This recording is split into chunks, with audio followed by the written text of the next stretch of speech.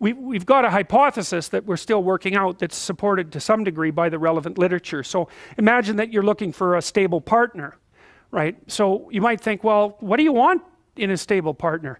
And at least in principle, one of the things you don't want is too much mismatch between you and that person on the 5 fundamental dimensions. So for example, if you're really extroverted and you have a really introverted partner, you're going to engage in continual conflict about how much social activity the two of you should subject yourself to.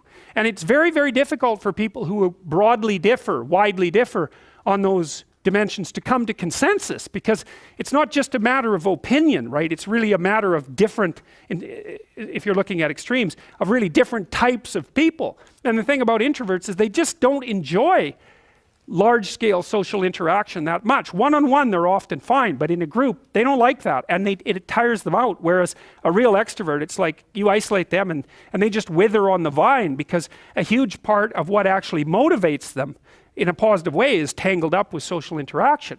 And so if you're an agreeable person and you have a particularly disagreeable partner, you're also going to run into problems, because the agreeable person will say whatever you want whenever, and the disagreeable person will say, well, I'd like to know what the hell you want for a change, and be much more harsh and much more demanding in the situation. And the agreeable person is going to find the disagreeable person harsh and unpleasant, and the disagreeable person is going to find the agreeable person wishy-washy and unable to stand up for themselves. And again, that's actually one of the primary sources of tension between men and women, because women tend to be higher in agreeableness than men. It's about half a standard deviation, which is quite a large difference by psychological standards.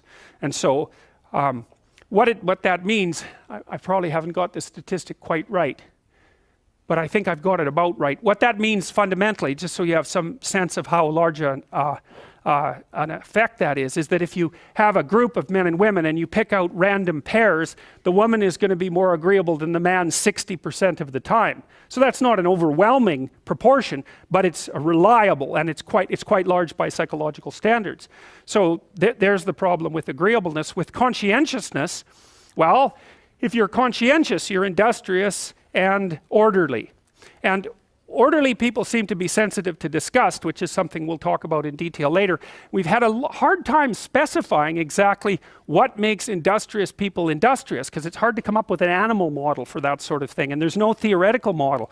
But our latest idea is that, it's not my idea, it's actually the idea of my graduate student, Christine Brophy, is that industrious people find it unpleasant and unsettling to not be doing something. So it isn't so much that industriousness makes them happy or fills them with positive emotion. That would be more extroversion, right? Because extroversion is the positive emotion dimension. It's that industrious people can't stand sitting around doing nothing. And this is speculation, but human beings are obviously always engaged in the exchange of labor, especially the reciprocal exchange of labor. And you can imagine that in a community where everyone knows everyone, the people who work hard are going to be pretty irritated on a fairly chronic basis with the people who are completely unproductive.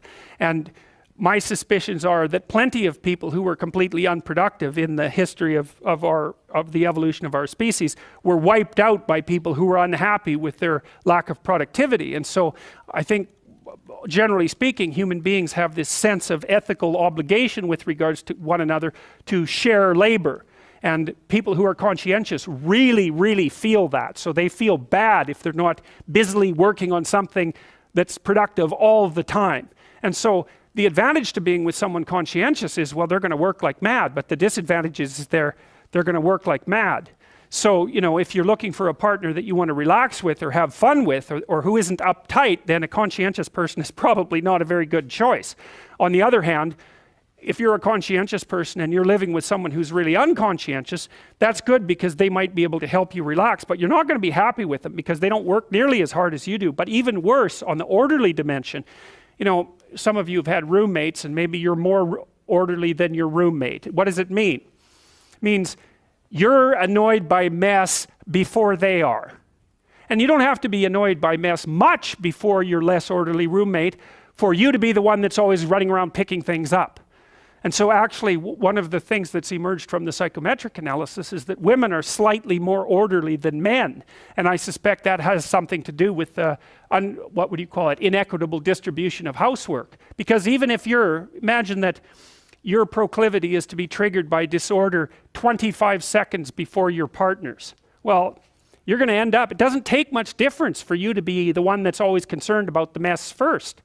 So anyways, and so if you're a really orderly person and you live with a disorderly person, well, good luck getting along with them. They're going to regard you as like uptight and over concerned with details and unwilling to relax, that's for sure. And they're going to regard you as, well, just a bloody mess. And how can anyone possibly live with someone like you?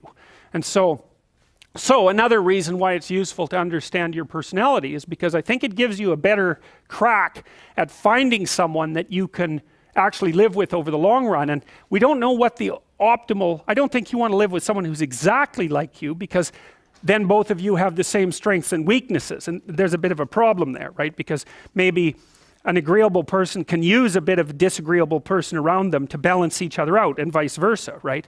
So we don't understand the optimal balance for long-term thriving in a relationship, but I think we do understand the fact that if you're too different in your traits, that where you're different is going to constitute a chronic source of conflict.